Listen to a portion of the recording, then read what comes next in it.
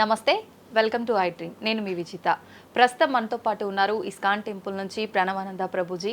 వారి ప్రవచనాల రూపంలో, వారి మాటల రూపంలో మనకు ఎన్నెన్నో మంచి విషయాలు ప్రతిసారి తెలియజేస్తూనే ఉంటారు. మనకున్న సందేహాలన్నింటినీ నివృత్తి చేస్తూనే ఉంటారు. అయితే నిజంగా భగవంతుడికి మనందరం కూడా భక్తులమే. నిజమైన భక్తుడు అంటే ఎవరు, ఎలాంటి లక్షణాలు కలిగి ఉంటారు, మనం ఆధ్యాత్మిక మార్గంలో నడవాలంటే అసలు మన ప్రయాణం ఏ విధంగా మొదలవ్వాలి, ఇలాంటి విషయాల గురించి ఈరోజు మాట్లాడబోతున్నాం. ఇప్పుడు ప్రభుజీతో మాట్లాడి మరిన్ని విషయాలని నివృత్తి చేసుకుందాం. నమస్కారం ప్రభుజీ. నమస్కారం అండి. హరే కృష్ణ ప్రభుజీ. హరే కృష్ణ ప్రభుజీ. నిజంగా భక్తుడు అంటే ఎవరు ప్రభుజీ? భగవంతుడి పట్ల పరిపూర్ణమైన నమ్మకం ఉన్నవాడు భక్తుడు. సుఖాలు వచ్చినా, దుఃఖాలు వచ్చినా, అవమానాలు వచ్చినా, పొగడతలు వచ్చినా, మన జీవితంలో ఏ సిచ్యువేషన్ వచ్చినా సరే మనం భగవంతుణ్ణి ఆశ్రయించి ఆయన పట్ల నమ్మకం ఉన్నవాడు భక్తుడు. చాలాసార్లు ఏమవుతుందంటే అండి, మనకి మంచి జరుగుతున్నప్పటి వరకు వెరీ గుడ్, మనం చాలా భగవద్భక్తులం అని అంటే, కానీ ఏదన్నా చెడు జరిగిపోయింది ఏమనుకోండి, నాకెందుకు ఇలా జరిగింది, నేను ఇంత మంచివాడిని, ఆయన ఎందుకు అలా చేయలేదు, కాబట్టి ఈయన నాకొద్దు అని అంటారు చాలా మంది. మీరు ఆశ్చర్యపోతారు. అసలు నాకు నా భక్తి జీవితంలో చాలా ఇన్స్పిరేషన్గా అనిపించింది.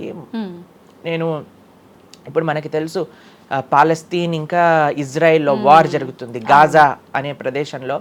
అయితే ఒక ఆవిడ, అసలు చాలా వీడియోస్ చూశాను ఒకదాని తర్వాత ఒకటి, అక్కడ ఉండే వాళ్ళు మొత్తం ఫ్యామిలీ నష్టం అయిపోయినా, పిల్లలు చనిపోయినా, ఏం చేసినా సరే వాళ్ళు ఇలా అంటున్నారనమాట, ఏ అల్లా నువ్వు మాకు ఇది చేసావు కానీ మేము మాత్రం నీకు స్తోత్రం చేస్తాం.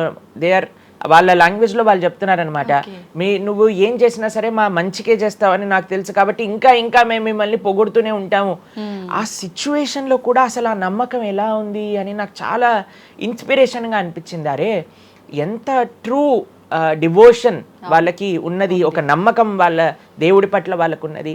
కానీ మనం ఎన్నిసార్లు చాలామంది చూస్తుంటాం. మొన్న నాకు ఎవరో వీడియో పంపించారు, అందులో చెప్తారు, ఒక వెంకటేశ్వర స్వామి ఫోటో ఉంటుందన్నమాట, ఒక ఆవిడ చెప్తారు, ఓయ్ నేను చెప్పింది చేస్తావా లేదా, ఇంకో దేవుడిని తీసుకొచ్చి పెట్టేయాలనా అని అంటుందన్నమాట. అయితే నేను చూసి ఆశ్చర్యపోయాను అనమాట. మనకి ఎందుకు ఇలాంటి ఫేత్, ఇలాంటి నమ్మకం ఎందుకు లేదు? ఎప్పుడైతే మనం ఎంతైతే మనకి ఇన్వెస్ట్మెంట్ చేస్తామో అంతే రిటర్న్ వస్తుంది కదండి. అలానే మన నమ్మకం, మాన అపమానాలు, ఇవి సుఖ దుఃఖాలు, ఇవన్నీ ప్రపంచంలో ఒక భాగం అండి. ఇదంతా జీవితంలో ఒక భాగం. అందుకే మన సనాతన సంస్కృతిలో ఎప్పుడు మంచే ఉంటుంది అని చెప్పారు. అందుకే ఈ ఉగాది పచ్చడి, మన నూతన సంవత్సరం ప్రారంభమైనప్పుడు షడ్రుజోపేతం కదండి, చెప్పుకున్నాం. కాబట్టి ప్రతి ఒక్కటి కొద్దిగా అది కావాలి, కొద్దిగా ఇది కావాలి. కానీ మనం ఏం చేస్తామంటే, ఎవరికైతే అచంచల విశ్వాసం ఉంటుందో భగవంతుడి పట్ల, స్వామి నువ్వేం చేసినా నా మంచే చేస్తావు అనేవాడు నిజమైన భక్తుడు. కాబట్టి ఎక్కడి నుంచైనా ఆ విశ్వాసం, ఆ శ్రద్ధ కానీ మనం నేర్చుకోగలిగితే ఇట్ ఈస్ ఎక్స్ట్రీమ్లీ వండర్ఫుల్ అనమాట. ఆ శ్రద్ధ, స్వామి నువ్వు ఏం చేసినా సరే నేను నిన్నే కొలుస్తా, అటువంటి శ్రద్ధ మన దగ్గర ఉండిందండి, మన దగ్గర ఉండింది. మన పూర్వీకులు, రాజులు, మహారాజులు, అసలు మన సంస్కృతి, సిక్కులు ఎవరైతే మనకి వాళ్ళ జీవితాన్ని త్యాగం చేసేసారు వాళ్ళ ధర్మాన్ని కాపాడుకోవడానికి. మనం చూస్తాం. అసలు ఇప్పుడు ఏంటంటే అండి, నాకు అన్నిటికంటే బాధాకరమైన విషయం ఏంటంటే, ఈ ప్రజెంట్ డే యూత్ ఉన్నారు కదా, వాళ్ళకి మన దేశ సంస్కృతి గురించి తెలియదు, మన దేశ హిస్టరీ గురించి తెలియదు, మన కల్చర్ గురించి తెలియదు, మన ఆధ్యాత్మికత గురించి తెలియదు. తెలుసుకోవాలి అనే ప్రయత్నం కూడా చేయట్లేదు. ఎవరు అసలు దేశాన్ని కాపాడాలనుకుంటుంది? అసలు మన పూర్వీకులు మనకి ఎలాంటి సంపత్తిని ఇచ్చారు? ఏవో టీవీలలో వచ్చే చెత్త ప్రోగ్రాములు చూడటము, టైం వేస్ట్ చేసేయటము. ఇప్పుడు మాకు చెప్తున్నారు, ఎవరో బిగ్ బాస్ అనేదో ప్రోగ్రామ్ వస్తుందట. జనాలందరూ అసలు ఏమొస్తుంది చెప్పండి? మన జీవితంలో ఏదైనా మార్పు కలగలిచ్చా? మనకి లేదు. ఎవడో ఒకటి చోట వాడు డబ్బులు సంపాదించుకుంటూ వాడు చేసే చెత్త పనులన్నీ మనం చూస్తూ ఉంటే, మనం వింటూ ఉంటే, దాని తర్వాత చూస్తే పర్వాలేదు, ఆ వ్యక్తుల పట్ల అపరిమితమైన ప్రేమను పెంచుకొని, ఒకళ్ళు నాకు ఈ మధ్య ఎక్స్ప్లెయిన్ చేస్తున్నారనమాట, ఒక్కొక్కళ్ళకి ఆర్మీ అని తయారైపోయి వేరే వాళ్ళని దూషించటం, వేరే వాళ్ళని తిట్టడం. ఈ సమాజం ఇలా ఉంటే నీకు ఒక బిగ్ బాస్ అనే ఒక టైం వేస్టర్ని కావాలి, అది అయిపోగానే ఐపీఎల్ అనే ఒక టైం వేస్టర్, దాని తర్వాత నెట్ఫ్లిక్స్, అమెజాన్ ప్రైమ్, ఇవన్నీ ఎప్పుడు ఉన్నాయి. మనకి నిజంగా మేము కొన్నిసార్లు యూత్ని కలిసినప్పుడు అడుగుతామండి, అరే మన దేశ రాజకీయాల గురించి తెలుసా అని అంటే, తెలుసండి. ఎవరి దగ్గర నుంచి తెలుసుకున్నావు అని అంటే ఒక యూట్యూబర్ పేరు చెప్తాడు. ఆ యూట్యూబర్ ఏమో ఎక్కడో వేరే దేశంలో కూర్చొని మన సంస్కృతిని మన రాజకీయాల్ని ఎలా ఒక వేరే దిశగా నడిపించాలో నడిపిస్తుంటారు. వాడివన్నీ వింటూ వీళ్ళు ప్రభావితం అయిపోతారు అనమాట. కానీ ఏంటి అసలు మన సంస్కృతి అంటే ఏంటి, మన ధర్మం అంటే ఏంటి, అసలు కొద్దిసం భగవంతుడు చాలా దూరం అనుకోండి, కనీసంలో కనీసం మన భారతీయత అంటే ఏంటో కూడా తెలియదండి అసలు ఇలాంటి పిల్లలకి. ఈ మధ్యలో పిల్లల్ని మర్చిపోకండి. పేరెంట్స్ ఎంతమంది దృష్టి చూపిస్తున్నారు చెప్పండి? చాలా తక్కువ మంది ప్రభుజీ. ఎప్పుడు చూడు ఏ సినిమాకి వెళ్దామా, ఏ సీరియల్ చూద్దామా, ఏ రియాలిటీ షో చూద్దామా, ఏ మూవీ సిరీస్ వెబ్ సిరీస్ కొత్తగా రిలీజ్ అయిందా, ఏ ఇన్స్టాగ్రామ్లో వీడియోస్ చూద్దామా, ఇలానే ఉండిపోతే మన దేశం ఎటు వెళ్తుంది, మన రాజ్యం ఎటు వెళ్తుంది, మన సంస్కృతి ఎటు వెళ్తుంది ఒకసారి చెప్పండి. కాబట్టి భక్తి అనేది ఒక ప్రస్తుత సమాజంలో అర్థం చేసుకోవటము అనేది ఎప్పుడైతే ప్రతి ఒక్కళ్ళు తమ దగ్గర ఉండే సమయాన్ని వెచ్చిస్తారో, ఎప్పుడైతే నేను తెలుసుకోవాలి అనే ఒక ఇచ్చ మనసులో ఉంటుందో, అప్పుడు మాత్రమే తెలియపడే ఒక అద్భుతమైన జ్ఞానం అండి అది. తత్విద్ధి ప్రణిపాతేన పరిప్రశ్నేన సేవయా అని కృష్ణుడు భగవద్గీతలో చెప్పారు. ఆధ్యాత్మిక జ్ఞానం అంటే ఎలానో అలా తెలుసుకోలేమండి. దానికి సమయాన్ని వెచ్చించాలి, దానికి ఇంట్రెస్ట్ మన లోపల కలిగి సమయాన్ని తీసుకోవాలి. అరే మనకి బిగ్ బాస్ 210లో ఉన్నంత ఇంట్రెస్ట్ టైం, ఐపీఎల్ మ్యాచ్లలో చూడడానికి ఇంట్రెస్ట్ టైం, వెబ్ సిరీస్లు చూడడానికి ఉన్న ఇంట్రెస్ట్ టైం, ఒక గీతా భాగవతం వినడానికి మనం టైం పెడుతున్నామా? లేదు, అసలు అట్లాంటి ఆలోచనే రావట్లేదు కదా. మరి భక్తి అంటే ఏంటి, భగవంతుడు అంటే ఏంటి, భగవంతుడు మనకి ఏం చేస్తున్నాడు, ఇవన్నిటికీ సమయం వెచ్చించాలి కదండి. కాబట్టి అందుకే మనం ఎప్పుడు చెప్పేది, ఒక భక్తుడు అనేవాడు అన్నిటికంటే అదృష్టవంతుడు ఎవరికైతే భగవంతుడి యొక్క కృప అనుభవంలోకి వస్తుందో. అటువంటి అనుభవం కానీ మనం పొందాలి అని అనుకుంటే మనం సమయాన్ని కేటాయించాలి. ఇది చాలా ముఖ్యమైన విషయం. అయితే మనం ఆధ్యాత్మిక ప్రయాణం మొదలు పెట్టాలి అంటే ముందుగా చేయాల్సిన పని, మొట్టమొదటి అడుగు ఆధ్యాత్మిక ప్రయాణం ముందు పెట్టాలి అని అంటే ఇన్స్టాగ్రామ్, వాట్సాప్ని తగ్గించాలి. ఓకే. ఇంతకు ముందు ఏకాదశి, ఇప్పుడు రేపు ఏకాదశి ఉపవాసం అంటే నిర్జల ఉపవాసం అని లేదా ఫలాహార ఉపవాసం అని అది చెప్తారు. కొన్ని సంవత్సరాలు అయిపోయాక ఉపవాసం అని అంటే కనీసం ఈ రోజైనా ఫోన్ చూడొద్దు అని చెప్పే రోజులు కూడా వస్తాయేమో అనిపిస్తుంది. ఎందుకంటే ప్రతిసారి కూడా అడిక్టెడ్ జనాలందరూ కూడా వాట్సాప్ వీడియోలు, స్టేటస్లు, ఇన్స్టాగ్రామ్, యూట్యూబ్, టీవీ వీటితో అడిక్ట్ అయిపోయి ఎంత సమయాన్ని వెచ్చిస్తున్నారు. అసలు మీరు అన్నట్టుగా జపం చేయడానికి అడుగురా అంటే జపం చేయడానికి సమయం లేదంటారు, వాట్సాప్ స్టేటస్ మాత్రం చూడడానికి సమయం ఉంటుంది. ఎంత విచిత్రం చెప్పండి. కాబట్టి మనము చాలా జాగ్రత్తగా మొట్టమొదటి అడుగు ఏంటి అని అంటే మనం చెయ్యకూడని విషయాలు పక్కన పెట్టడం. ఏంటి? అక్కర్లేని విషయాలు వినటం, అక్కర్లేని విషయాలు మాట్లాడటం, అక్కర్లేని విషయాల గురించి ఆలోచనలు చేయటం, వీటన్నిటిని పక్కన పెట్టి 4 నియమాలు చెప్పారండి మన శాస్త్రంలో భక్తిలో ముందుకెళ్ళడానికి, ధర్మ మార్గంలో ముందుకెళ్ళడానికి. మద్యం పానం శ్రియాసూన యథా అధర్మశ్చ చతుర్విధం అని భాగవతం చెప్తుంది. 4 రకములైన తప్పుడు అలవాట్లను మనం నిషేధన చెయ్యాలట. ఏంటి ఆ 4? మద్యము అని అంటే మద్యాన్ని సేవించటం, ఎనీ టైప్ ఆఫ్ ఇంటాక్సికేషన్ అని అనుకోండి, సిగరెట్లు కానీ, మందు కానీ, గుట్కా, మానిక్ చంద్, పాన్, ఇంకేమంటారు టొబాకో, ఇవన్నీ డ్రగ్స్, ఇవన్నీ అసలు చెప్తూ ఉంటే మిగతా ఎనీ కైండ్ ఆఫ్ ఇంటాక్సికేషన్ దీన్ని పక్కన పెట్టాలి. ఓకే, మనం భక్తి మార్గంలో ముందుకెళ్ళాలి అని అంటే చెప్తున్నాను. 2 మద్యం పానం శ్రియ అసూన. జూదము ఇంతకుముందు జూదం ఆడుతూ ఉండేవారు, మనకు తెలుసు పాచికలాట అని అనేవారు. మహాభారతంలో యుధిష్ఠిర మహారాజు గారు ఆడినప్పుడు ఏమైంది వాళ్ళ జీవితంలో మనందరికీ తెలుసు. ఎన్ని కష్టాలు పడాల్సి వచ్చింది, ఆస్తంతా వెళ్ళిపోవాల్సి వచ్చింది, అరణ్యానికి పాలవ్వాల్సి వచ్చింది. చాలా మంది అడుగుతారు ఎందుకు మహాభారతం యుధిష్ఠిరుడు ఆడాడు. ఆయన ఆడి చూపించారు, అయ్యా ఆడితే ఈ పని అవుతుంది. ఎగ్జాంపుల్ సెట్ చేయడానికి ఆయన చేశారు. సరే, ఆయన చేసింది తప్ప కదా, ఆయన ఏం అనుభవించారో తెలుసు కదండి. మనం ఎందుకు చెయ్యాలి ఆ పని? ఇప్పుడు జూదం యొక్క విపరీతమైన కాన్సిక్వెన్సెస్ తెలుసా అండి. ఇప్పుడు బెట్టింగ్ గేమ్లని, ఐపీఎల్ మ్యాచెస్ కి బెట్టింగ్స్ అని, లేదా ఏది వస్తే దానిపైన బెట్టింగ్లు పెట్టడం, అవి ఇవి ఎన్ని అప్లికేషన్స్ తయారైపోయి ఎన్ని ఒక యువతని ఒక తప్పుడు మార్గంలో పెట్టడానికి అసలు మాకు అప్పుడప్పుడు మేము యూట్యూబ్ చూస్తాం కదండి ప్రవచనాలు వినడానికి, మా గురువు గారి ప్రవచనాలు వినడానికి మేము చూస్తుంటాం అనమాట. అప్పుడు వస్తుంది రమ్మీ సర్కిల్ అని యాడ్ వస్తుంది అనమాట. ఇప్పుడు పేరు చెప్తున్నారు ఎందుకు ప్రభుజీ అని మీరు అనుకోవచ్చు. ఎందుకంటే పెద్ద పెద్ద సినిమా యాక్టర్స్ వాళ్ళు ప్రమోట్ చేసేది రమ్మీ సర్కిల్ అని, మాణిక్ చంద్ కంపెనీస్ని, గుట్కాలని, తర్వాత ఏవైతే అన్హెల్దీ ప్రోడక్ట్స్ కోక్ ఇలాంటివి ఏవైతే సాఫ్ట్ డ్రింక్స్ కూల్ డ్రింక్స్ ఉంటాయో వాటిని మీరు ఒక్కసారి ఆలోచన చేయండి. వాళ్ళు నిజమైన శ్రేయోభిలాషులా మనకి ఒక్కసారి ఆలోచన చేస్తే మనకు అర్థమవుతుందని. మొత్తం ఒక దగ్గర ప్రపంచం అంతా ఇవి తప్పు, ఇవి మీకు మంచిది కాదు అని మొత్తుకుంటుంటే మీరు ఎవరైతే మీరు హీరోయిన్ నా రోల్ మోడల్ అని అనుకుంటున్నారో వాడు మీకు నేర్పించేది ఏంటి అని అంటే, నువ్వు ఈ పేకాట ఆడు, నువ్వు గుట్కా తిను, నువ్వు కూల్ డ్రింక్ తాగు, నీ జీవితం ఏమైనా మాకు పర్వాలేదు. మేము ఎక్కడికి వెళ్ళినా నోరు నొప్పొచ్చేటట్టు అరిచి చెప్తున్నా, అయ్యా ఇవి మంచిది కాదు, మీరు మంచి మార్గంలో ఉండండి, ఆరోగ్యాన్ని జాగ్రత్తగా పెట్టుకోండి, మనసు జాగ్రత్తగా ఉండండి, ధర్మాన్ని ఆచరణ చేయండి అని మేము చెప్తుంటే, కానీ జనాలకి వీటిల్లో ఇంట్రెస్ట్ లేదు. వీళ్ళకి నా రోల్ మోడల్ వాళ్ళు, నా రోల్ మోడల్ ఇది అని ప్రొద్దు నుంచి రాత్రి దాకా ఇన్స్టాగ్రామ్లో చూడటం, వాళ్ళగా మాట్లాడటం, వాళ్ళగా వస్త్రాలు వేసుకోవటం, వాళ్ళలాగా మేము కూడా వాళ్ళలాగా అవ్వాలి అని అనుకుంటే వాళ్ళు ఏం నేర్పిస్తున్నారు మీకు ఒక్కసారి ఆలోచన చేయండి. ఎంతమంది దేశంలో ఉండే యువత మొత్తం కూడా తప్పుడు మార్గంలోకి వెళ్తే మన భారతదేశ భవిష్యత్తు ఏం కావాలో ఒకసారి చెప్పండి.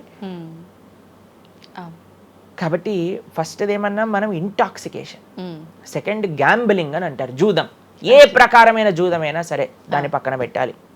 మూడవది మాంసాహారాన్ని సేవించటం, ప్రాణిహింస చెయ్యకూడదు, భగవద్భక్తి మార్గంలో ముందుకెళ్ళాలి, భగవంతుని తెలుసుకోవాలి అని అంటే మనం లాస్ట్ టైం దీని గురించి మాట్లాడుకున్నాం, మనం ఎక్స్ప్లెయిన్ చేసామన్నమాట క్లియర్గా ఎందుకు మనం మాంసాహారాన్ని స్వీకరించకూడదు అని. అది భౌతికంగా మనకి మంచిది కాదు, ఆరోగ్యరీత్యా మంచిది కాదు, ఎమోషనల్గా మంచిది కాదు, ఎన్వైరన్మెంటల్గా మంచిది కాదు, స్పిరిచువల్గా మనకి మంచిది కాదు అని ఈ రీజన్స్ అన్ని చెప్పాం. అయితే నిన్నటి రోజున మాకు ఆ వీడియో పంపించారనమాట. సరే ఏమున్నాయి అబ్బా కమెంట్స్లో అని చదువుతుంటే చాలా మంది అన్నారు, రోజు ఈ వీడియో చూడటం వల్ల మేము మాంసాహారం తినటం మానేసాము, మాకు క్లారిటీ వచ్చిందని చాలా కమెంట్స్ ఉన్నాయి. కొంతమంది ఏం రాశారు తెలుసా అండి, మరి ప్లాంట్స్కి, మరి ఆకుకూరలకి, తర్వాత మనం పండించే మొక్కలకు కూడా ప్రాణం ఉంది కదా అని. మీకు ఒక విషయం చెప్తాను, చాలా మంది ఈ ఆర్గ్యుమెంట్స్ చెప్తారండి, నాన్ వెజిటేరియన్ మానేసేయండి అని అంటే, మరి మీరు జీవహింస చేయట్లేదా, మీరు కూడా మొక్కల్ని కట్ చేస్తున్నారు కదా అని అడుగుతారు. ఇప్పుడు దానికి 2-3 విషయాలు మీకు ప్రస్తావన చేస్తాను. ఒకటి, మీరు పాలకూరని, గోంగూరని, తోటకూరని కొయ్యడానికి వెళ్ళినప్పుడు అది గట్టిగా అరుస్తూ చంపేయకు నన్ను, ఏదో ఒక రక్తం కారటం, అది ఇలా గార్లో ఎగరటం, ఇలాంటివి చేస్తుందా అండి? లేదు. ఎప్పుడైనా మీరు ఆపిల్ పండుని కొయ్యడానికి వెళ్ళినప్పుడు ఆపిల్ పండుని ఇలా అనగానే దాంట్లోంచి రక్తం చెట్టులో నుంచి దారాలుగా కారుతుంటుందా అండి? అదేమైనా గట్టిగా అరుస్తుందా అని కొంతమంది అంటారు, అది అరుస్తుంది మనకి వినిపించదు. మనకి ఒకసారి అర్థం చేసుకోవాలి, ఒక ప్రాణికి ఒక వెల్ డెవలప్డ్ కాన్షియస్నెస్ ఉన్న వ్యక్తికి, లేదా ఒక పర్సనాలిటీకి, లేదా ఒక ప్రాణికి, లేదా ఒక ప్లాంట్కి ఏంటి వ్యత్యాసము అనేది మనం తెలుసుకోవాలి. దాంతోపాటు ఇంకొక విషయం చెప్తాను, మరి ప్లాంట్స్ని తినచ్చు, యానిమల్స్ని తినకూడదు అని ఏంటి ప్రమాణము అనంటే, భగవంతుడు మనకి ఈ విషయాన్ని ప్రస్తావన చేశారు, స్వామి మనకి ఈ విషయాన్ని ఉపదేశం చేశారు. అయ్యా, నువ్వు కేవలం శాకాహారాన్ని మాత్రమే తినవచ్చును, సాత్విక ఆహారాన్ని మాత్రమే తినవచ్చును. ఎక్కడ చెప్పాడు భగవంతుడు? పత్రం పుష్పం ఫలం తోయం యోమే భక్త ప్రయశ్చతి. పత్రం పుష్పం ఫలం తోయం, నువ్వు ఫలములను, తర్వాత ఆకులను, నీటిని, పాలను, వీటితో సంబంధించినవి ఏవైనా సరే తయారు చేయొచ్చు, భగవంతుడికి నివేదన చేయొచ్చు, స్వీకరించవచ్చు. కాబట్టి మన శాస్త్రములు దేన్నైతే యాక్సెప్ట్ చేశాయి, ఇప్పుడు చెప్పాయనుకోండి, సరే ఈ ప్లాంట్స్లలో కూడా ప్రాణం ఉందయ్యా, ప్లాంట్స్ కూడా తినకు అని అంటే ఏం చేస్తామండి? గాలిని పీల్చుకుంటామా? సన్లైట్ తో బతుకుతామా మనం ఏమన్నా ప్లాంట్స్ బతికినట్టుగా? ఏదో ఒకటి కావాలి కదా ఆహారం. కాబట్టి అన్నిటికంటే లీస్ట్ హింస, అహింస అంటే అన్నిటికంటే లీస్ట్ హింస ఎక్కడ ఉంటుందో అది. కాబట్టి మనకి శాస్త్రం ఆమోదన చేసింది, నువ్వు ఈ ఏవైతే హర్బివోరస్ అని అంటారు చూడండి, ఏవైతే పశుపక్షాదులు కాకుండా ఏవైతే మొక్కలు ఉంటాయో, ఏవైతే ధాన్యం ఉంటుందో, ఏదైతే ఫలములు ఉంటుందో దాన్ని స్వీకరించు అని. తర్వాత రెండో ఆర్గ్యుమెంట్ ఏం చేస్తారో తెలుసా అండి, నాన్ వెజిటేరియన్ అనగానే మనం కానీ తినకపోతే వాటి పాపులేషన్ మొత్తం పెరిగిపోయి పెరిగిపోయి పెరిగిపోయి పెరిగిపోయి మనల్ని చంపేస్తుంది. అయ్యా నువ్వొక్కడివి మారటం చేత ఏమీ అవ్వదు. అవును, మొత్తం మారిపోదు. ప్రపంచం ఎలా వెళ్తుందో కొంతమంది మూర్ఖులు ఉంటారు, ఎంత చెప్పినా మారని వాళ్ళు వాళ్ళ పని చేసుకొని ఇవ్వండి. అంతే. భగవంతుడు బ్యాలెన్స్ ని తయారు చేశారండి. ఆ భగవంతుడు ఆ బ్యాలెన్స్ ని క్రియేట్ చేస్తారు. నువ్వు ఆ ధర్మాన్ని ఆచరించకుండా ఉండు. కాబట్టి 3 చూసాం. ఏంటి? మద్యం, పానం, శ్రియ, సూన. ఒకటి intoxication, gambling, meet eating. Last Prabhuji ఒక చిన్న డౌట్. ఇప్పుడు మాంసాహారం తినొద్దు, మన శాస్త్రంలో ఎక్కడ తినమని చెప్పలేదు అని అన్నారు కదా, మరి గ్రామ దేవతలకి కోళ్ళు, మేకలు ఇలాంటివన్నీ బలిస్తుంటారు కదా, మరి అది ఎక్కడ ఉంది అసలు? మీరు అమ్మవారిని జగన్మాత అని పిలుస్తారు తెలుసా? మీరు ఎప్పుడైనా అంటారా? అమ్మ అంటారు, అంతేనా? ఒక తల్లికి, ఒక తల్లితనంలో మీరు కూడా మదర్ కదండి, మీ పిల్లలకి ఏదైనా ఒక చిన్న బాధ కలిగితే మీరు ఓర్చుకోగలుగుతారా చెప్పండి? లేదు. అస్సలంటే అసలు అలాంటి ప్రస్తావనే తేయకూడదు ప్రభుజీ అని అంటారు. అవును, అంతేనా కదా? మరి జగన్మాత అని మనం అంటున్నప్పుడు ఆ జగత్తుకి తల్లి, జగత్తు మొత్తం అని అంటే ఆ పక్షి, ఆ ప్రాణి కూడా అదే జగత్తులో పుట్టిందే కదా. అంటే ఆ ప్రాణికి కూడా ఆవిడే కదా తల్లి. ఆ తల్లి ముందు మనం ఇలాంటి పనులు చేస్తే అమ్మకి నచ్చుతుందా నచ్చదా చెప్పండి? నచ్చదు. కాబట్టి ఇవన్నీ ఎక్కడొచ్చాయి అని అంటే మధ్యలో ఎక్కడో ఒక చోట కొన్ని తప్పుడు ఆచరణలన్నీ కూడా మన లోపలికి దూసుకొచ్చేసాయి అన్నమాట. కానీ బలి అనేది ఎప్పుడు ఇవ్వకూడదు. సాత్వికమైన ఆరాధన అన్నిటికంటే శ్రేష్టమైన ఆరాధన. ఈ బలులు ఇవ్వటం వీటన్నిటిని తామసీక ఆరాధన అని అంటారు. కాబట్టి మనము ఎంతైతే మీరు బలి అంటే ఏంటో తెలుసా అండి? ఏదో ఒకటి సమర్పణ చేయటము. సమర్పణ చేయటాన్ని, దాంట్లో ప్రాణిని సమర్పణ చేయటం కంటే మనకుండే అహంకారాన్ని సమర్పణ చేస్తే అమ్మవారు ఇంకా ఆనందిస్తారు. మన దగ్గర ఉండే దంభాన్ని సమర్పణ చేసేస్తే, బలిచ్చేస్తే ఇంకా ఆనందంగా ఉంటారు. దంభము అని అంటే గర్వం. ఓకే. అహంకారము, దంభము, ఈ రెండిట్లో వ్యత్యాసం ఏంటో తెలుసా అండి? గర్వము అని అంటే మనం చేసిన దానికి మనం గర్వపడటం అనమాట. నేనే చేశాను, నా అంతటి వాడు లేడు. దంభము అంటే చెయ్యని దానికి కూడా గర్వపడటం. ఓకే. కాబట్టి మనకుండే అభిమానాన్ని, మనకుండే ఆ లోభాన్ని, వీటన్నిటిని అమ్మవారికి సమర్పణ చేయండి, ఇంకా మంచి, ఇంకా ఆనందిస్తారు. అందుకే మనం తల నీలాలు ఇస్తాం. చాలా మందికి తెలియదు అసలు దేవుడు ఏం చేసుకుంటాడండి మన జుట్టుని, డాండ్రఫ్ తోటి ఉన్న జుట్టుని. దేవుడికి ఎందుకు సమర్పణ చేయాలి మనం తల నీలాలు అని అంటే, అయ్యా నేను జుట్టు ఉంటే ఎప్పుడు కూడా ఇలా ఇలా ఇలా హెయిర్ స్టైలింగ్ చేసుకుంటూ నేనేదో చాలా హ్యాండ్సమ్ మ్యాన్, చాలా హ్యాండ్సమ్ ఉమెన్ అనుకుంటూ ఉంటారు కదా అందరు కూడా. అయ్యా నా యొక్క ఆ సెల్ఫ్ కాన్షియస్నెస్ ని సమర్పణ చేస్తున్నా నీ దగ్గర. మనం గుడికి వెళ్ళి కొబ్బరికాయ కొడతాం. కొబ్బరికాయ ఎందుకు కొడతామండి? మనం కూడా అలాంటి హార్టెడ్ వ్యక్తులం అనమాట. మనకు కూడా ఆ గర్వంతో మనం కూడా అంత పైన ఉండే షెల్ ఉంటుంది కదా, ఎంత హార్డ్గా ఉంటుంది. కానీ ఎప్పుడైతే అది పలగొట్టేస్తామో అప్పుడు లోపల మంచి తీయటి నీరు మనకి దొరుకుతుంది. కొబ్బరి ఎంత స్వీట్గా ఉంటుంది, అది మనకు కలుగుతుంది. మన హృదయంలో ఆ సున్నితమైన భావాలు ఉన్నాయి, కానీ మనకుండే అజ్ఞానము, మనకుండే అహంకారం, మనకుండే అవిద్య దాన్ని ఆపేస్తుంది. అందుకే భగవంతుడి ముందు, స్వామి నీ ముందు నా అహంకారాన్ని సమర్పణ చేస్తున్నా అనే భావనతో మనం కొబ్బరికాయ కొట్టాలి. అంతేగాని కొబ్బరికాయ తీసుకెళ్ళి కొట్టేసి నేను ఈరోజు 108 కొబ్బరికాయలు కొట్టాను దేవుడి దగ్గర అనే అహంకారం వచ్చింది అనుకోండి, కొబ్బరికాయ కొట్టడమే వేస్ట్, ఫలితం లేదు. కాబట్టి మనందరం అర్థం చేసుకోవాలి అసలు ఏంటి భావన. బలి అని అంటే ప్రాణి బలి కాదయ్యా, నీ దగ్గర ఉండే చెడు గుణాలను బలి. కాబట్టి ఈ 3 విషయాలు అయిపోయి 4వ విషయం ఏదైతే మనం చేయకూడదో, ఇలిసిట్ సెక్స్ అని అంటారు, వ్యభిచారము అని అంటే పురుషులు స్త్రీలు పురుషులు. నిన్నే ఒకళ్ళు చెప్తున్నారు, ఒక టీవీలో ఒక న్యూస్ వచ్చిందట, one of the most famous యాక్టరో లేదా ఇంకెవరో వాళ్ళ హస్బెండ్ని వేరే స్త్రీలతో పాటు పట్టుకున్నారు అని మాకు ఒక న్యూస్ నిన్న ఒకళ్ళు చెప్తున్నారు అనమాట. అంటే వాళ్ళు ఏం చెప్పారంటే నాకు, ప్రభుజీ సమాజంలో ఇలాంటివి ఎన్నో కేసులు వస్తున్నాయి ప్రభుజీ, ఈ మధ్యలో న్యూస్లో ఇలాంటివి అయితే తరచుగా మనం చూస్తూ ఉన్నాము. కాబట్టి ఈ సమాజం ఎటువైపు వెళ్తుందో తెలియట్లేదు ప్రభుజీ అని అంటే మేము వాళ్ళకి చెప్పాం, సమాజాన్ని ఎందుకు ఇటువైపు నడుస్తుంది అని అంటే మనం చూపించే విషయాలు అలా ఉన్నాయి, చూపించే సినిమాలు అలా ఉన్నాయి, చూపించే సీరియల్ అలా ఉన్నాయి, చూపించే ఆదర్శమైన వ్యక్తులు అలా ఉన్నారు. మనం ఎవరైతే హీరోలు అనుకుంటున్నామో వాళ్ళని రీసెర్చ్ చేశారు. ఓకే. రీఇన్కార్నేషన్, పునర్జన్మ కలిగిన కేసెస్లో అనమాట. కాబట్టి మీరు జస్ట్ రీఇన్కార్నేషన్ కేసెస్ అని మీరు యూట్యూబ్లో టైప్ చేస్తే ఎన్నో వస్తాయి మీకు. కాబట్టి పునర్జన్మ ఉన్నది. పునర్జన్మ సిద్ధాంతాన్ని ప్రస్తావన చేసి వాటిని నమ్మకం ఉన్న వాళ్ళే సనాతన ధర్మానికి సంబంధించిన వాళ్ళు అనమాట. కాబట్టి ఏది కూడా మనకి స్పాంటేనియస్గా రాదు, అంతా కూడా కర్మ. What ever we do that comes around అనమాట. కాబట్టి ఈ పునర్జన్మ సిద్ధాంతం అనేది తప్పకుండా ఉన్నది. పునర్జన్మ ఉంటుంది. జన్మాంతరాల వాసనలు అనేవి ఉంటాయి. ఎప్పుడైతే మనం ఆధ్యాత్మిక సాధన, ఎప్పుడైతే మనం భగవద్భక్తి చేస్తామో ఆ వాసనలన్నీ కూడా తొలగిపోతాయి. మనం చక్కగా మంచి ధార్మికమైన వ్యక్తిలా మనం మళ్ళీ మారచ్చు అనమాట. ప్రభుజీ, పునర్జన్మ ఉంటుంది అని అనుకున్నాం మనం. అయితే పునర్జన్మ అంటే అంతకుముందు జన్మకు సంబంధించిన పాపం పుణ్యం ప్రతి ఒక్క దాని ప్రభావం ఈ జన్మలో ఉంటుందంటారా ప్రభుజీ? తప్పకుండా. చాలా మంది అంటారు, ప్రభుజీ వాళ్ళు ఇంత పిచ్చి వాళ్ళు కానీ ఇంత ఆనందం ఎందుకు వస్తుంది అని అంటే, వాళ్ళు గత జన్మలో చేసిన పుణ్యం ఇప్పుడు వాళ్ళకి వస్తుంది, ఈ జన్మలో చేసే పాపం మళ్ళీ వస్తుంది. ఎవరు కూడా ఎస్కేప్ అవ్వలేరండి.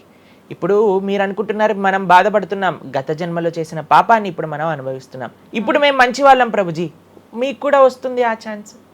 కాబట్టి ఈ కర్మ సిస్టమ్ ఏదైతే భగవంతుడు ఇది చేశారో దాని నుంచి ఎవ్వరు ఎస్కేప్ కాలేరు. ఆయన సిస్టమ్ చాలా పక్కా. ఇక్కడ ఉండే మనం అప్పుడప్పుడు ట్రాఫిక్ సిగ్నల్ని దాటేసి ట్రాఫిక్ పోలీస్ నుంచి ఎస్కేప్ అవ్వచ్చు, కానీ భగవంతుడి యొక్క రేడార్ నుంచి ఎస్కేప్ అవ్వలేదన్నమాట. ఎందుకంటే ఆయన హృదయంలో ఉండే కదా అన్ని నోట్ డౌన్ చేసుకునేది. కాబట్టి తప్పకుండా గత జన్మ పుణ్యము, గత జన్మ పాప ఫలితాలు ఈ జన్మలో అనుభవించాల్సిందే. చాలా మంది మమ్మల్ని అడుగుతారు, ప్రభుజీ నరకానికి తీసుకెళ్తారు కదా. ఆ నరకానికి తీసుకెళ్తారు, మరి నరకంలోనే అంత అయిపోగొడితే మళ్ళీ ఈ జన్మలో ఇవ్వటం ఎందుకు? ఇన్స్టాల్మెంట్లో వస్తాయి, ఈఎంఐస్ కింద కట్టాల్సి వస్తుంది అనమాట మన ఫలితాన్ని. కొద్దిగా నరకంలో, కొద్దిగా ఈ జన్మలో, మళ్ళీ వచ్చే జన్మ. ఒకటేసారి ఆ యొక్క ఫలితాన్ని కానీ ఇచ్చేస్తే మనం తట్టుకోలేము. కాబట్టి భగవంతుడి యొక్క కృప నిజంగా చెప్పాలంటే ఇన్స్టాల్మెంట్స్లో వచ్చేది. ఓకే.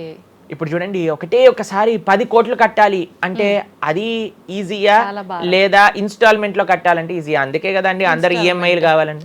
అలానే పుణ్యం, అలానే పాపం కూడా. కొద్దిగా స్వర్గంలో అనుభవించు, కొద్దిగా ఇప్పుడు అనుభవించు, మళ్ళీ నెక్స్ట్ జన్మలో అనుభవించు. అది తప్పదు, ప్రతి ఒక్కరు అనుభవించాల్సిందే. లేకపోతే చెప్పండి, అసలు ఈ జన్మలో ఎందుకు కొంతమంది కష్టాలు అనుభవిస్తున్నారు? కొంతమందికి పుట్టుక నుంచే కష్టం వస్తుంది, కొంతమంది కొన్ని డిఫెక్ట్స్ తో పుడతారు. ఎందుకు? If God is equal to everybody, then why did God create different people differently అని అంటే, భగవంతుడు తయారు చేయలే, భగవంతుడు ఇనిషియేట్ చేశారు ఆ సిస్టమ్ని. దాంట్లో మనం ఏ విధంగా చేస్తే ఆ కర్మ ద్వారా అలా మనం పుట్టవలసి వస్తుంది. కానీ మనము పాస్ట్ గురించి చింత, అయ్యో ఎన్ని పాపాలు చేశానో నాకు ఇది వస్తుంది, దీని గురించి చింత చేయకండి. అయ్యా నేను ఫ్యూచర్లో ఇది చేసి నేను ఇలా చేయబోతుంది, దాని గురించి పాడి. ఇప్పుడు నీ దగ్గర సమయం ఉంటే నువ్వు ఇప్పుడు ధర్మాచరణ చెయ్యి, ఇప్పుడు భగవంతుడిని ఆశ్రయించు, ఇప్పుడు ధార్మికంగా ఉండు. భగవంతుడు దాన్ని దీన్ని రెండింటినీ తీసేస్తారా, ఆయన ఒక లోకానికి మనం వెళ్ళవచ్చు. కాబట్టి భగవంతుడు అదే చెప్పారు, సర్వధర్మాన్ పరిత్యజ్య మామేకం శరణం వ్రజ అహం త్వాం సర్వ పాపేభ్యో మోక్షయిష్యామి మా శుచ. ఇది భగవంతుడు ఇచ్చిన ఒక ఆశ్వాసన భగవద్గీతలో. అన్నిటినీ వదిలిపెట్టేసాయి, అన్ని రకాల చెడు వస్తువుల్ని, అన్ని రకాల మంచి, నువ్వు నాకు శరణు వేరు, నేను నీ పాప పుణ్యాలు మొత్తం తీసేస్తాను. యద్గత్వా న నివర్ధంతే తద్ధామ పరమం మమ. భగవంతుడి దగ్గర నుంచి చేరుకున్నాం అనుకోండి, మళ్ళీ ఈ ప్రపంచంలో ఈ యొక్క కష్టాలు ఉండే ఈ నేలపైన మళ్ళీ రావాల్సిన అవసరం లేదు. స్వామితో బ్రహ్మాండంగా స్వామి యొక్క సేవలో సుఖంగా ఉండొచ్చు మనం. ఓకే. అయితే ప్రభుజీ చాలా మంది చెప్తుంటారు, అన్ని అనుభవించండి తప్పదు అన్నప్పుడు ఎందుకు భగవంతుని ఆరాధన చెయ్యాలి అని. వాళ్ళందరికీ ఇది మంచి సమాధానం ప్రభుజీ. నిజంగా చాలా మంది ఇదే అంటుంటారు, అంతే కదండి. ఎంత భగవంతుని ఆరాధించినా ఈ కష్టాలు తప్పట్లేదు, అసలు లైఫ్ ఏం చేంజ్ అవ్వట్లేదు, మనశ్శాంతి లేదు, ఎందుకు అసలు ఆరాధించాలని చెప్పి అసలు భగవంతుని పూజించడం కూడా మానేస్తుంటారు. మళ్ళీ ఇప్పుడు ఆపేస్తే మళ్ళీ నెక్స్ట్ ఏంటి అని ఆలోచన చేయాలి.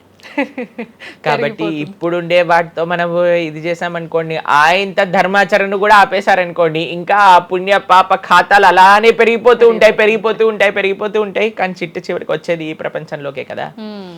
కాబట్టి మనకి చెడు చేయటం పనికిరాదు, మంచి కేవలం మంచి చేయటం కూడా పనికిరాదు. భగవద్భక్తి అన్నిటికంటే టాప్ మోస్ట్.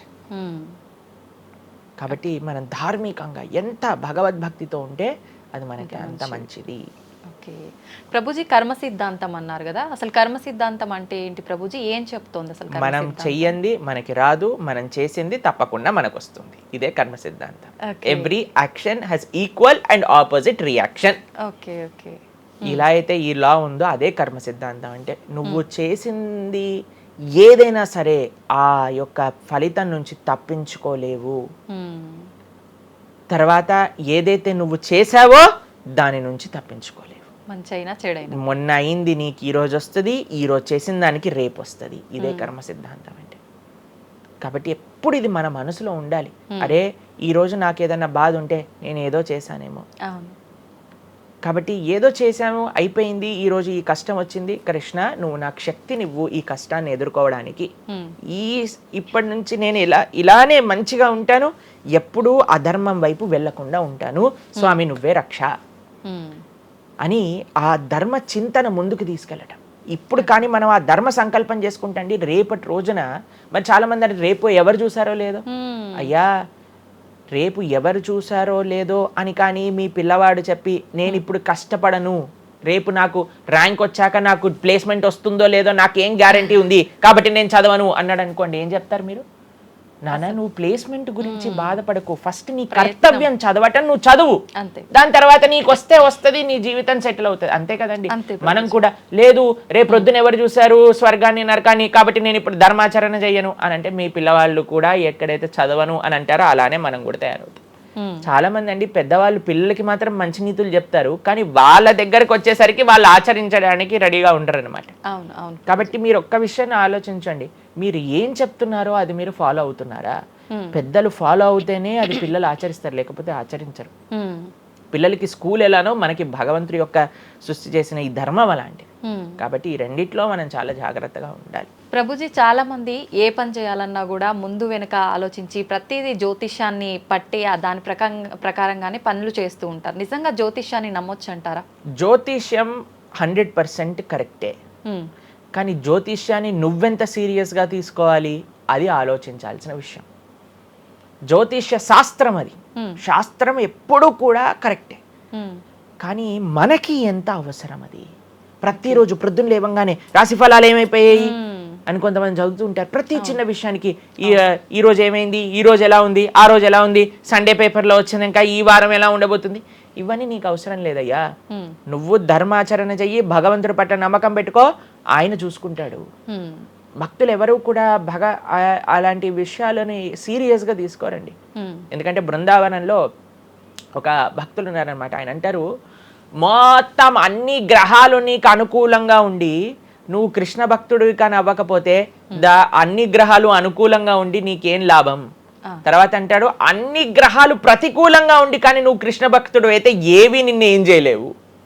ఎందుకంటే భగవంతుడు అలాంటి రక్షణ ఇస్తాడనమాట. భగవంతుడి దగ్గర ఆ శక్తి ఉన్నది. కాబట్టి మనము దేన్ని ఎంత సీరియస్గా తీసుకోవాలి? మనకి కావాల్సినది ఆధ్యాత్మికత, భక్తి. భగవంతుడి గురించి విన్నామా, భాగవత రామాయణాదులు శ్రవణం చేశామా, స్వామికి ఆరాధన చేసుకున్నామా, ఆలయానికి వెళ్ళామా, గోసేవ చేశామా, ధార్మికంగా ఉన్నామా, ఎవరికి ఏం చెడు చేయలేదా, మంచి అందరి గురించి కూడా మంచి ఆలోచిస్తున్నామా, ఒకళ్ళతో మంచిగా మాట్లాడుతున్నామా, ఎవరికి చెడు చేయట్లేదా, ఇంతవరకు నీ ఆలోచన ఉంటే సరిపోతుందండి. ఈ ధర్మచింతన మనకు కావాలి. అంతేకాని ఏమవుతుంది, నా రాసి ఏంటి, ఇదేంటి, ఇప్పుడు అంత పిచ్చి జనాలకి ఎలా పెరిగిపోయిందంటే ఒకళ్ళు అంటారు ఈ ఉంగరం పెట్టుకోమంటారు, ఒకళ్ళు అంటారు ఇలా నీ పేరు రాయి అంటారు, ఒకళ్ళు అంటారు నీ పేరులో ఏ ఏ ఏ ఏ ఎక్స్ట్రా రాయమంటారు. ఇవన్నీ ఏంటి మారిపోయాయి? ఇవన్నీ మార్చుకొని నీ ఆచరణ కానీ మారకపోతే, నీ థింకింగ్ కానీ మారకపోతే, నీ ధర్మం పట్ల ఉండే అనిరుక్తి కానీ పెరగకపోతే ఇవన్నీ చేసి ఏం లాభం? కాబట్టి మనం ఎసెన్స్ ఆఫ్ ధర్మ భగవంతుడి ఆరాధన. సవై పుంసాం పరో ధర్మో యతో భక్తిర్ అదోక్షజే. అటువంటి స్వామిని ఆశ్రయించటంలో మన టైం పెట్టాలి, కానీ ఇలాంటి చిన్న చిన్నవి చూసుకోవటం, వీటి కోసం మనం సమయాన్ని వేస్ట్ చేసుకోవటం మంచిది కాదు. జ్యోతిష్యం కరెక్టా? 100% కరెక్ట్. నీకెంత కావాలి అది నువ్వు ఆలోచన చేసుకో. పెళ్లి చేసుకోవాలి, గృహ ప్రవేశం చేసుకోవాలి, ఏదైనా పెద్ద ఉంటే అప్పుడు మీరు చూడాలి ముహూర్తం, వివాహం చేసుకోవటం కానీ లేదా ఏమంటాం మన గృహ ప్రవేశాది పెద్ద పెద్ద కార్యములకి చూసుకొస్తే ప్రతిరోజు, ప్రతి క్షణం, ప్రతి వారం, ప్రతి నెల చాలా మందికి పొద్దున్నే చూడండి అసలు రోజు గడవదు. ఇలాంటి పిచ్చి పనులు ఆపాలి. ఫస్ట్ ప్రొద్దున పూట లేచి భగవంతుడి దగ్గరికి వెళ్ళి భగవంతుడికి నమస్కారం చేసి జపం చేసుకొని ధ్యానం చేసుకొని ఆలయానికి వెళ్ళి దర్శనం చేసుకొని భగవత్ చింతనలో ఉండండి. రోజులో ఏ కష్టం వస్తుందో దాన్ని ఎలా ఎదుర్కోగలో ఆ శక్తిని వస్తుంది. అంతేగాని ఏమున్నాయి రాశి ఫలాలు చదవటం వల్ల ఏం అవ్వదండి. కాబట్టి సొల్యూషన్ పైన కాన్సన్ట్రేట్ చేయండి, ప్రాబ్లం కోసం విశ్లేషణ చేయకూడదు. ఓకే ప్రభుజీ, చాలామంది ఇంట్లో నెగిటివ్ ఎనర్జీస్ ఉన్నాయి, దయ్యాలు తిరుగుతున్నాయి, లేదంటే ఎవరైనా ఒక పర్సన్కి దయ్యం పట్టింది అని చెప్పి చాలామంది ఎవరు ఇట్లా పంతుళ్ళు అట్లాంటి వాళ్ళ దగ్గరికి, మాంత్రికుల దగ్గరికి తీసుకెళ్ళడము, వాళ్ళు వదిలిస్తారని చెప్పటము, ఆ దయ్యం వీళ్ళని చాలా పీడిస్తుంది అని చెప్పడం, ఇలాంటివి చాలా వింటుంటాము సహజంగా. ఇదంతా నిజమే అంటారా ప్రభుజీ? అసలు దయ్యాలు అనేవి ఉన్నాయంటారా? ఆత్మలు, దయ్యాలు ఇవన్నీ ఉన్నాయండి, అది లేవు అని చెప్పలేము, ఉన్నాయి తప్పకుండా. ఎలా అయితే మీరు నెగిటివ్ ఎనర్జీ అంటారు కదా, నెగిటివ్ ఎనర్జీ ఎక్కడికి వస్తుందో తెలుసా అండి? నెగిటివ్ పీపుల్ దగ్గరకు వస్తుంది. ఎవరైతే ఎమోషనల్గా, ఎవరైతే స్పిరిచువల్గా, ఎవరైతే ఫిజికల్గా వర్నలబుల్గా ఉంటారో వాళ్ళ దగ్గరకు వస్తుంది. ఎవరైతే ఇంట్లో భగవద్ ఆరాధన ఉండదో, పూజ రూమ్లో ఏమీ లేకుండా చాలామంది ఇప్పుడు మాకు చాలా విచిత్రం అనిపిస్తుంది కొన్నిసార్లు. మాకు ఈ ఇంటర్నెట్లో వీడియో చూసినప్పుడు వీళ్ళు చర్చ్లో ఉండే వాళ్ళందరూ దయ్యాలను వదిలిస్తూ ఉంటారనమాట. మాకు చాలా ఆశ్చర్యం ఏంటంటే వీళ్ళకే ఎందుకు దయ్యాలు పడుతున్నాయి అని.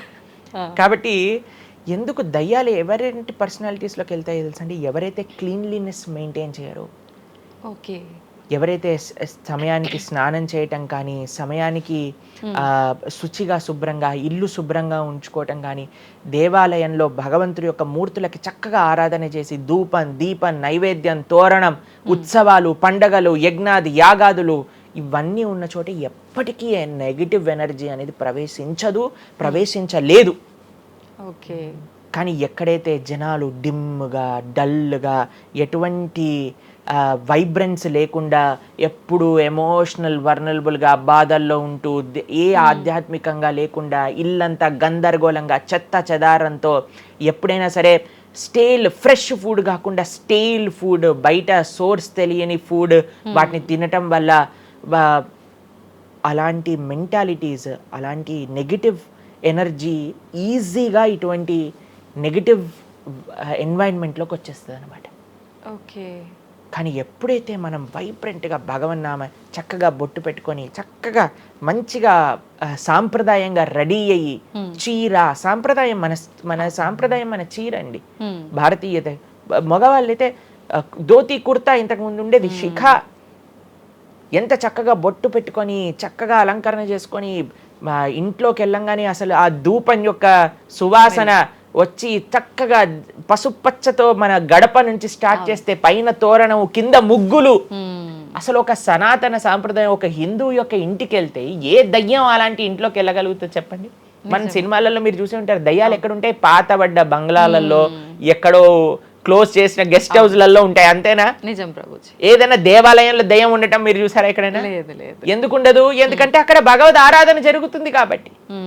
ఏ ఇంట్లో అయితే నిరంతర భగవద్ ఆరాధన ఉంటుందో, ఏ ఇల్లు అయితే వైబ్రెన్స్ గా ఇంటి బయట ముగ్గు నుంచి ప్రారంభమై ఇంటి లోపల దేవాలయంలో దీపము నిరంతరము కూడా ఉంటుందో, భగవద్ ఆరాధన జరుగుతుందో, భగవన్నామ జపం జరుగుతుందో, శాస్త్రాన్ని పారాయణ చేస్తున్న విష్ణు సహస్రనామం, హరే కృష్ణ మహామంత్ర కీర్తన, యజ్ఞము, యాగము, ఉత్సవాలు చేస్తూ, అటువంటి ఇంట్లో అటువంటి వ్యక్తులకి ఎప్పుడూ రాలేదండి. ఎవరైతే తన నుదిటిన తిలకాన్ని అలంకరణ చేసుకొని చక్కగా సాంప్రదాయంగా ఉంటారో, శుచి శుభ్రత పాటిస్తారో, చక్కగా ఆలయానికి వెళ్ళి గోసేవ, చెప్పండి అలాంటి వాళ్ళకి ఎప్పుడైనా ఇలాంటి నెగిటివ్ ఎనర్జీ అటాక్ అవుతుందా అంటే అస్సలు కాదు. ఎవరైతే గ్లూమీగా, డిప్రెస్డ్గా, ఏం లేకుండా ఏ వస్త్రాలు పడితే ఆ వస్త్రాలు వేసుకోవటం, దేవుడు కొంతమంది ఆలయంలోకి వెళ్ళామనుకోండి, ఇంట్లో పూజ రూమ్లోకి వెళ్ళామనుకోండి, పండగ నుంచి పండగ మాత్రమే దీపం పెడతారు, లేదా అస్సలు ఆ పూలు అలానే ఉంటాయి 15-20 రోజుల వరకు. అవును ప్రభు. అలాంటి ఇంట్లలో నెగిటివ్ ఎనర్జీ రాకపోతే ఇంకేమొస్తుంది చెప్పండి? కాబట్టి నెగిటివ్ ఎనర్జీ ఉందా? ఈ దయ్యాలు, ఆత్మలు ఉన్నాయా? ఉన్నాయి. ఎవరి దగ్గరికి వెళ్తాయి? అటువంటి మెంటాలిటీ ఉన్న వాళ్ళ దగ్గరికి మాత్రమే వెళ్తాయి. ఓకే. మనం కానీ ఎప్పుడైతే మనకి రక్షణ, అందుకే మనం తులసి మాల వేసుకుంటాం, తులసి మాల ఇప్పుడు చూడండి మేము నరసింహ కవచాన్ని ధరించామన్నమాట. ఇవన్నీ నరసింహ ఆరాధన, నరసింహ కవచాన్ని ఎప్పుడైతే మనం చేస్తామో, ఎప్పుడైతే మనం భగవన్నామ స్మరణ చేస్తామో, తులసి మాల ధరించాలి. తులసి మాల చాలా మంది ఇప్పుడు ధరిస్తున్నారు కానీ నియమాలను పాటించట్లేదు. ఏంటి నియమాలు? తులసి మాల వేయాలి అని అంటే మనము భగవత్ ప్రసాదాన్ని మాత్రమే నైవేదన చేసి తీసుకోవాలి, మాంసాహారాన్ని తినకూడదు, ఎల్లిపాయలు ముట్టుకోకూడదు. ఇవన్నీ కూడా నెగిటివ్ థింగ్స్ అన్నమాట, తామసిక రాజసికమైన విషయాలు. కాబట్టి ఇవి చక్కగా ఇవన్నీ మానేసాం అనుకోండి. తులసిమాల ధరించడం అంటే ఏంటి అంటే చూపిస్తున్నాం అనమాట, మన దగ్గర ఎటువంటి తామసిక రాజసిక ప్రవృత్తులు లేవు, మేము సిద్ధ సాత్విక ప్రవృత్తిలో ఉన్నాం. దయ్యం అక్కడ నుంచి వచ్చింది కూడా యూటర్న్ తీసుకొని వెళ్ళిపోతుంది అన్నమాట ఇవి చూడంగానే. కాబట్టి అది చాలా ముఖ్యం. ఎప్పుడైతే మన ఆచరణ బాగుంటుందో, ఎప్పుడైతే మనం ధార్మికంగా ఉంటామో, ఎప్పుడైతే భగవద్భక్తులై ఉంటామో, ఏ నెగిటివ్ ఎనర్జీ మనల్ని ఏం చేయలేదు. ఓకే, మొత్తానికి ఉన్నాయి దయ్యాలు, ఉన్నాయి, జాగ్రత్త. మనం మంచిగా భక్తి పరంగా ఉండండి, ధార్మికంగా ఉండండి, చక్కగా ధర్మాచరణ చేయండి, మీకేం భయం లేదు. కానీ ఎక్కడైతే ఇవన్నీ జరగవో అక్కడ ఉంటాయి.